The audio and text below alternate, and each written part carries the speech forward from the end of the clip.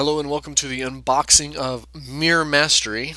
My name is Ben, and this is a multiplayer deck of the version Commander. It's a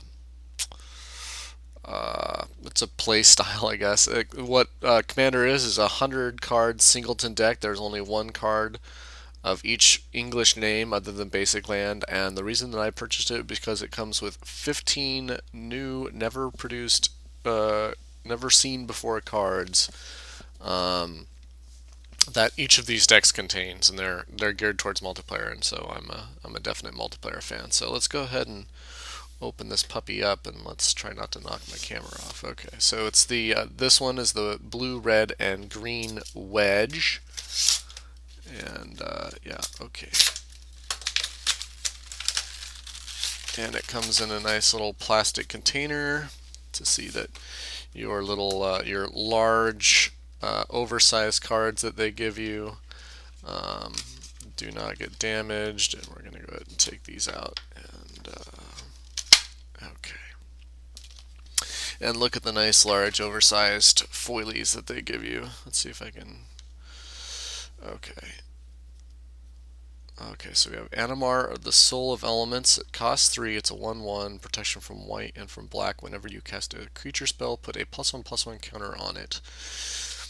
And creatures you cast cost 1 less for each +1/+1 counter. So you can get out potentially some big creatures after you've kind of invested some in that. And let's see how it looks on the foilie. See if we get a good foilie version. Not picking up the best of foilie effects. Each of the packs comes with a reprint of one of the, I think, of the invasion dragons. I forget which of these dragons come from.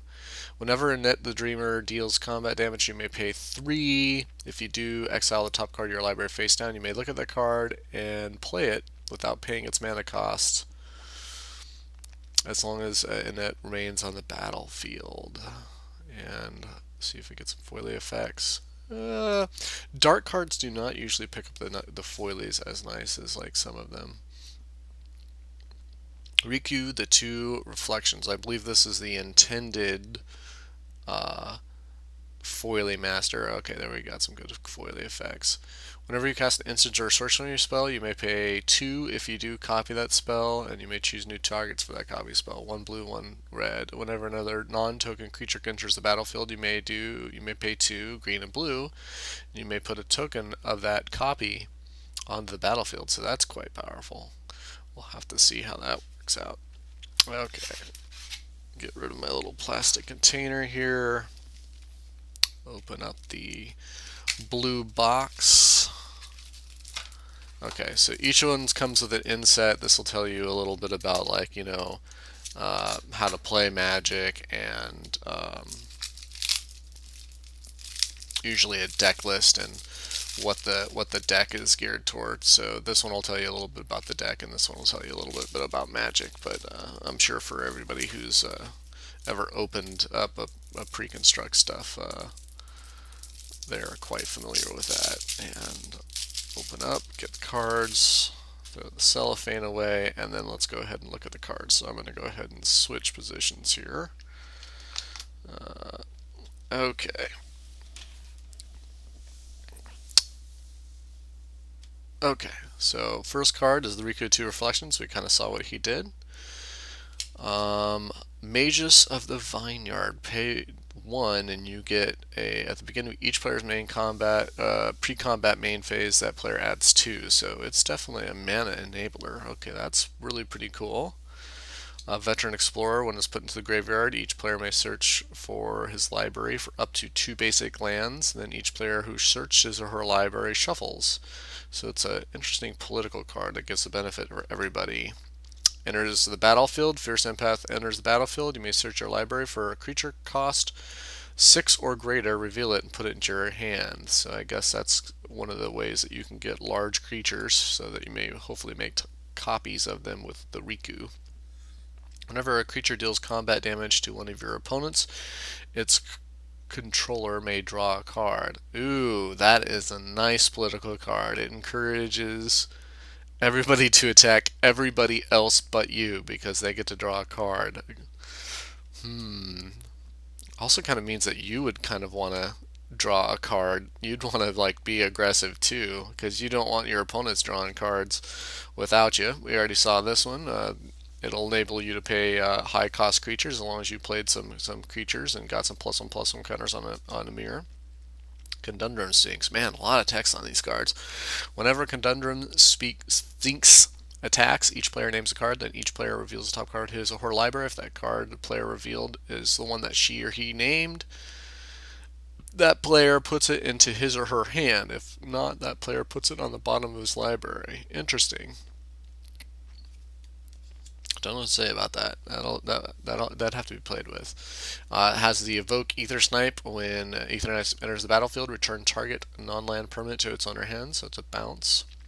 Gotta love these guys. I really, really think that these were totally underestimated when they were printed the first time. I forget what set they were printed in, but um, land cycling is like one of my favorite abilities ever. And yeah, so the fact that this guy's in there just makes me super happy. We have an Eldrazi drone, 5/4 for 6. When a Rapacious one deals combat damage to a player, put that many Eldrazi spawn tokens into battlefield. Wow, that's. I don't think I got that guy when I bought my box of Eldrazi. Okay, we have an evoke. It leaves the battlefield, deals 6 damage to target creature, so it's pretty good removal.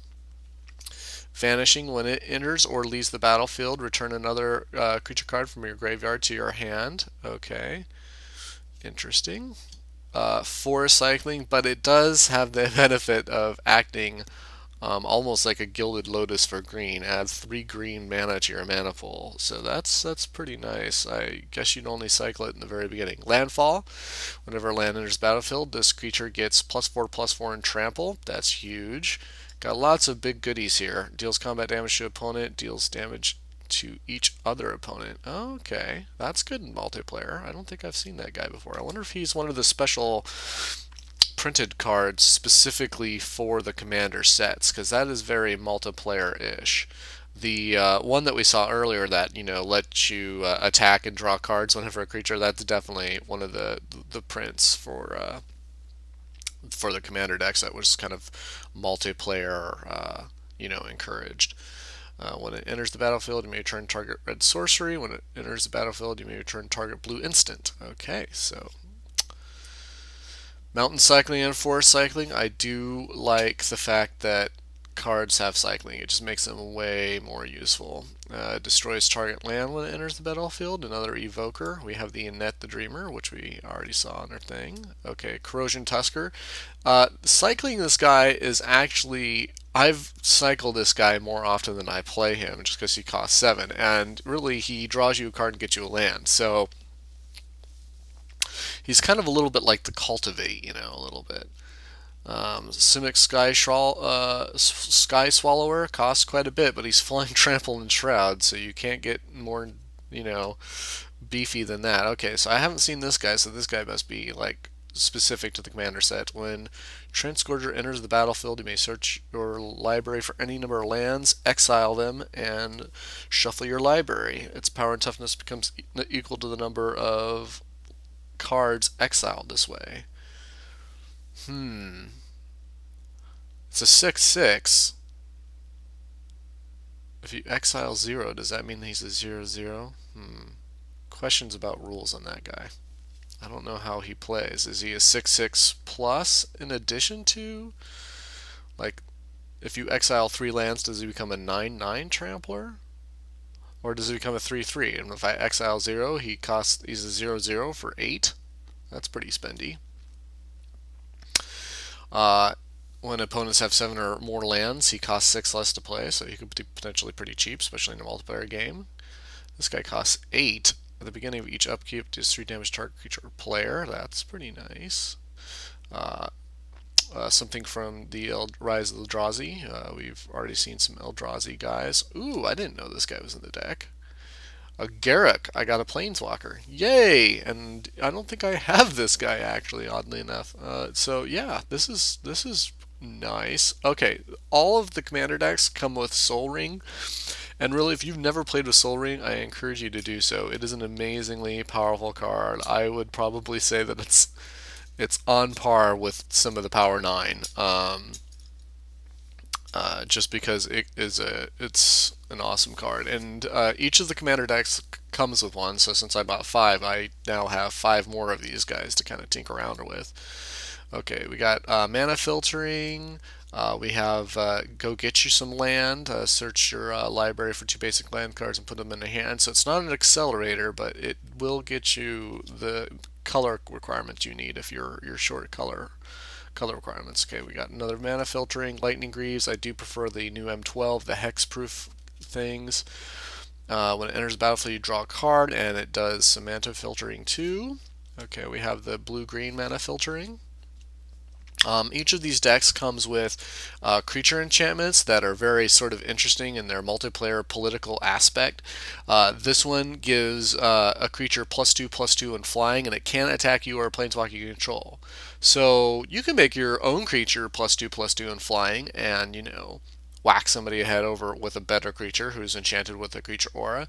Or you could do something a little bit interesting politically and enchant somebody else's creature and have that creature, be encouraged to attack. And they can't attack you, so they're going to be doing, they're going to be potentially doing double damage, where like somebody's going to be encouraged to use a removal spell on somebody else's creature, and that creature is going to be encouraged to do damage to somebody else other than you. So very political. I was quite happy to see these cards, and this one, the blue one gives flying. This one gives first strike. This one gives +3/+3 and trample. So quite a bit of bang for the buck.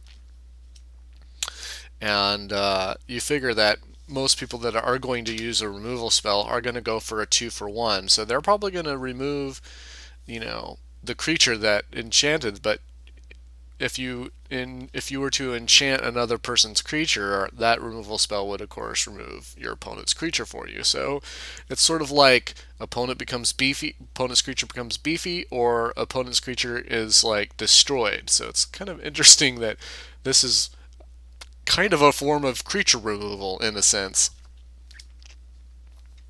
The very classic Brainstorm. Draw three cards, put two in your hand, and put all the others on top of your library in any order. Fire and Ice. Many people are not really familiar with these. I think these were from the Invasion block. I'm kind of trying to remember when they did the split cards. Fire does 2 damage divided as you would choose between two different targets. And target Ice is tap target permanent, draw a card. So we have each opponent sacrifices an artifact and enchantment, artifact or enchantment. So this is kind of an interesting take on the Naturalize. It's strictly better than Naturalize, and I don't see why they couldn't possibly print this in a regular set. I'd kind of like to see more multiplayer cards be introduced into the expansion sets. Target creature gets +4/2 and trample. Rather than pay Invigorate, you can have an opponent gain 3 life. So you have one opponent gain 3 life, and you do additional 4 damage to the other opponent. Getting on counter target spell. If that spell was countered this way, put it on bottom of a owner's library instead of the player's graveyard. Put Spell Crumble on the bottom of its owner's library. Electrolyze does 2 damage to different targets. Draw a card. Ray of Command, you gain control of a creature for a turn, untap it, and potentially attack. Prophet Bolt does 4 damage to target creature or player. Look at the top 4 cards of your library, put one of those cards in your hand, the rest in your bottom of your library. Pretty costly, but it is pretty good removal and card draw. This one has Storm, so if you play a lot of spells at one turn, you can draw up to, you can put however many beasts you played spells. This is one of the multiplayer specific cards. Join forces, starting with you. Each player may pay any amount of mana, and all those people that paid mana may search for X lands, where X was the total amount of play. So pretty powerful. I'm running out of time. Hall Breach, Cultivate, Kadama's Reach, which is just Cultivate reprint. Fire Spout. This is mass removal, really. 3 damage to crown creatures, 3 damage to to air creatures. Ruination is sort of a forgotten card, but destroys all non-basic lands. So for all those who are thinking about vintage, goes get land. Chain reaction does X, where X is the number of battlecard does mass removal. This is an interesting political card. If you want to pause it and read it, I'm trying to get under 15 minutes. Vengeful Rebirth. What is this? Okay, let's go through it. And I will have a deck list below. So for any of those who think you might have missed out on something, we go into the lands. Got some storage lands, some mana filtering. Gain controls all creatures she controls. That's pretty interesting land card. Okay, so I will see you some other time. Thank you for watching. Have a good one.